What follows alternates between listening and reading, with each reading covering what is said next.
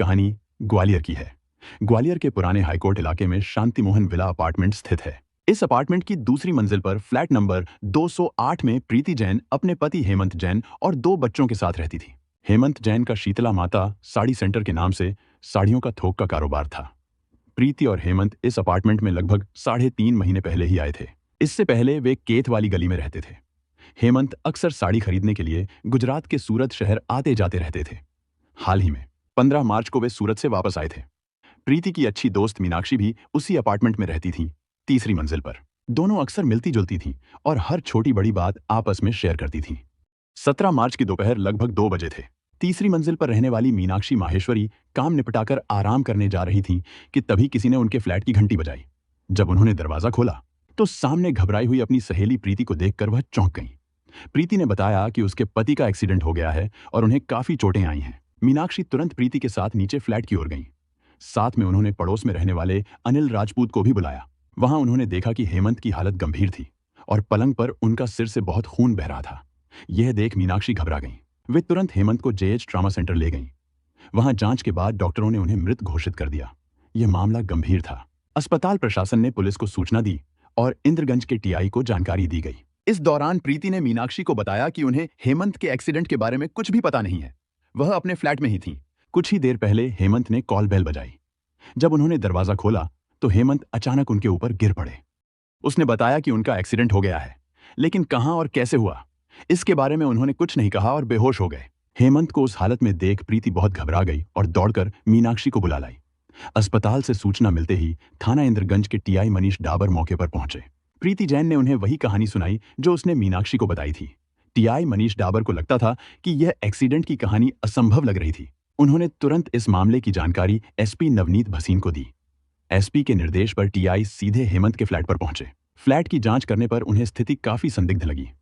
प्रीति ने बताया था कि घायल हेमंत बाहर से आकर फ्लैट की घंटी बजा रहे थे, लेकिन न तो अपार्टमेंट की सीढ़ियों पर न ही फ्लैट के दरवाजे पर कोई खून के निशान थे। कमरे में मौजूद खून केवल उसी पलंग के आसपास था जिस पर हेमंत घायल अवस्था में लेटे थे।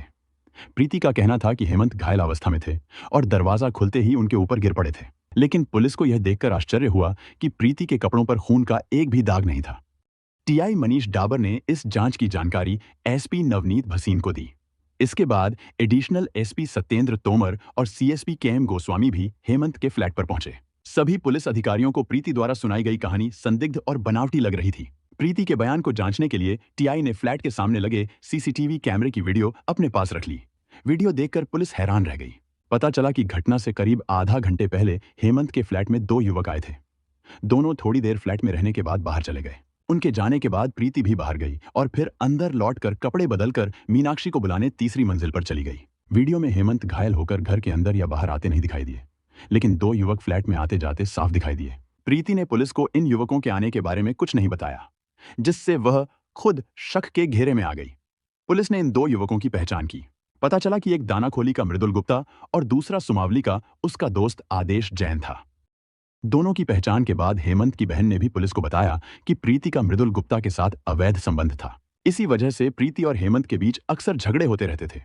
यह जानकारी मिलने के बाद टीआई मनीष डाबर मृदुल और आदेश जैन के घरों पर छापा मारने गए, लेकिन दोनों वहां नहीं मिले। इतना ही नहीं, उनके मोबाइल फोन भी बंद थे।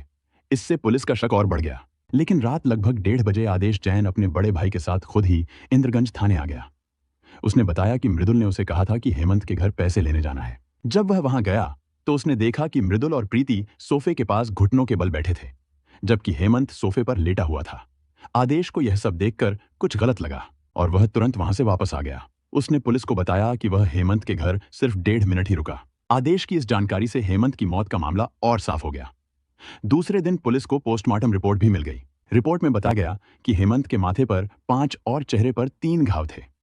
उनके सिर के पीछे किसी भारी चीज से चोट लगी थी, जिससे उनकी मौत हुई। सुबह हेमंत का अंतिम संस्कार होने के बाद पुलिस ने प्रीति को हिरासत में लेकर थाने ले गई। दबाव बढ़ने पर मृदुल गुप्ता भी शाम को अपने वकील के साथ थाने में पेश हो गया।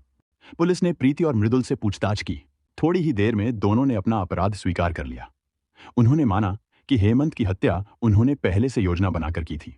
पूछताछ के दौरान हेमंत की हत्या की पूरी कहानी भी सामने आई।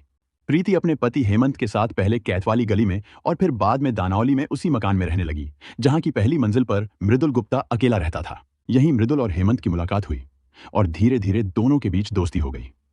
हेमंत ने साड़ी का थोक कारोबार शुरू किया। शुरुआत में प्रीति का भाई भी थोड़े समय तक उनके साथ काम में मदद करता रहा, लेकिन बाद में वह कानपुर चला गया। हेमंत का कारोबार तेजी से बढ़ा और वह ग्वालियर के पहले 5 थोक साड़ी व्यापारियों में गिना जाने लगा। व्यापार के सिलसिले में हेमंत को अक्सर माल खरीदने के लिए गुजरात के सूरत शहर जाना पड़ता था। हेमंत का काम इतना बढ़ गया था कि महीने में वह 20 दिन शहर से बाहर रहता था। इस दौरान प्रीति और दोनों बच्चे ग्वालियर में अकेले रह जाते थे।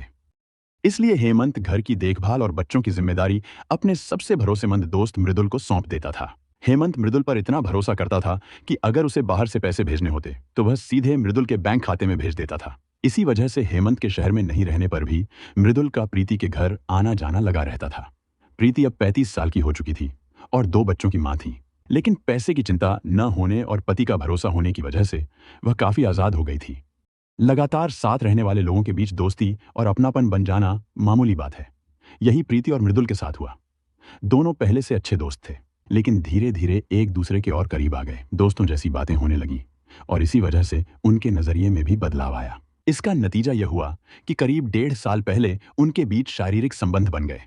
प्रीति का पति हेमंत ज्यादातर बाहर रहता था और मृदुल अविवाहित था। दोनों को किसी ने रोकने टोकने की जरूरत नहीं थी, क्योंकि हेमंत ने खुद मृदुल को प्रीति और बच्चों की देखभाल की जिम्मेदारी दे रखी थी। इसी वजह से हेमंत के शहर में नहीं रहने पर मृदुल अक्सर प्रीति के घर में उसके साथ एक ही बिस्तर पर रात बिताने लगा। दूसरी तरफ प्रीति भी मृदुल को पास रखने के लिए उसे हर तरह से खुश करने लगी और मृदुल पर पैसा खर्च करने लगी। करीब 6 महीने पहले एक दिन हेमंत ग्वालियर में बच्चों के साथ था। तभी बच्चों ने मजाक मजाक में कह दिया कि मम्मी तो मृदुल अंकल के साथ सोती हैं और वे दूसरे कमरे में अकेले सोते हैं। हेमंत को पलक झपकते ही सब समझ में आ गया कि घर में क्या हो रहा है। उसने मृदुल को अपनी जिंदगी से बाहर कर दिया और घर में आने जाने पर रोक लगा दी। इस बात को लेकर हेमंत और प्रीति के बीच झगड़ा भी हुआ।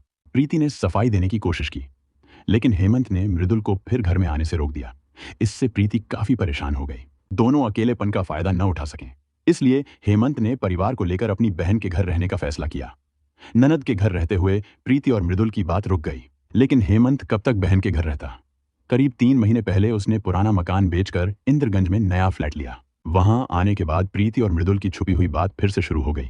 प्रीति अपने युवा प्रेमी के लिए इतनी दीवानी थी कि उसने मृदुल पर दबाव डालना शुरू कर दिया कि वह उसे अपने पास रख ले। जनवरी में मृदुल ने कहा कि दूर चल दें और अलग रहें, लेकिन प्रीति ने कहा कि इतना करने से कुछ नहीं होगा। असली तरीका यही है कि हम हेमंत को हमेशा के लिए दूर कर दें। मृदुल को भी प्रीति की जिद और जुगाड़ समझ में आ गई, इसलिए वह मान गया। इसके बाद दोनों ने मिलकर घर में ही हेमंत की हत्या करने की योजना बनाई और 17 मार्च को उस पर अमल किया। उस दिन प्रीति ने हेमंत की चाय में नींद की गोलियां डाल दी, जिससे वह जल्दी ही गहरी नींद में सो गया। फिर मृदुल आया और प्रीति ने सोते हेमंत के पैरों को दबोचा, जबकि मृदुल ने उनका गला दबा दिया। इस दौरान हेमंत ने विरोध किया तो दोनों ने उसे उठाया और कई बार उसका सिर दीवार से टकराया। इससे हेमंत के सिर से खून बहने लगा और थोड़ी ही देर में उसकी मौत हो गई। टीआई मनीष डाबर ने प्रीति और मृदुल से लंबी पूछताछ की। इसके बाद दोनों को अदालत में पेश किया गया। प्रीति को सीधे जेल भेज दिया गया, जबकि मृदुल को 2 दिनों के लिए पुलिस रिमांड पर रखा गया, ताकि हत्या के समय उसने जो कपड़े पहने थे उन्हें बरामद किया जा सके।